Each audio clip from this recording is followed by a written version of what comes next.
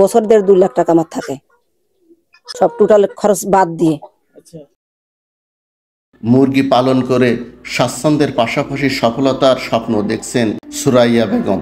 সুরাইয়া বেগম যশোরের মনিরামপুর উপজেলার মাহমুদকাটি গ্রামের বাসিন্দা।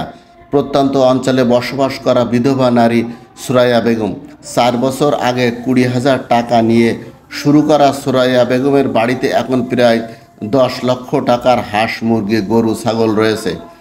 বছরে অন্তত 2 লক্ষ টাকা আয় হয় তার। তবে সুরাইয়া বেগমের খামারি হওয়ার গল্পটা একেবারে সহজ ছিল না। 5 বছর আগে কৃষক স্বামী আব্দুল করিম মারা গেলে ছেলে মেয়ে নিয়ে নিরুপায় হয়ে পড়েন সুরাইয়া। তখন এক ভাতিজার কাছ থেকে 20,000 টাকা নিয়ে বাড়িতে শুরু করেন মুরগি পালন।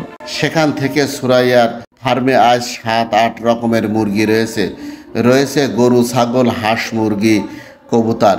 প্রতিদিন অন্তত 100 পিস মুরগির ডিম বিক্রি করতে পারেন সুরাইয়া।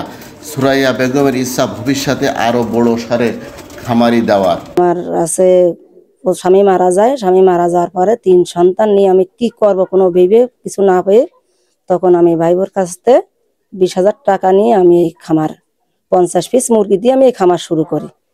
এবারে খামারে তো সব কিছু লাগবে, কি করব, এবার ইউটিউব দেখে আমি এই খামারে যেখানে যা লাগবে ওষুধ, ভ্যাকসিন সব কিছু আমি A to Z আমি এই জায়গাতে শিখে আমি এখন বড় খামারি হয়ে গেছি। এখন খামারে আমার অনেক কিছুই আছে। আমি প্রথমে শুরু করেছি আপনার লেয়ার মুরগি আর ফার্মি দিয়ে। এখন খামারে আছে আপনার ফার্মি আছে, লেয়ার আছে, অস্ট্রেলিয়া আছে, টাইগার আছে, দেশি মুরগি আছে, সোনালি আছে, এর পাশাপাশি রাজাহাঁস আছে, চীনা হাঁস আছে, কবুতর আছে, আবার কি গরু পুষি, ছাগলের ফার্ম আছে আমার। আমি টোটালে খরচ কাছা বাদ দিয়ে বছর 1.5-2 লাখ টাকা আমার থাকে, সব টোটাল খরচ বাদ দিয়ে।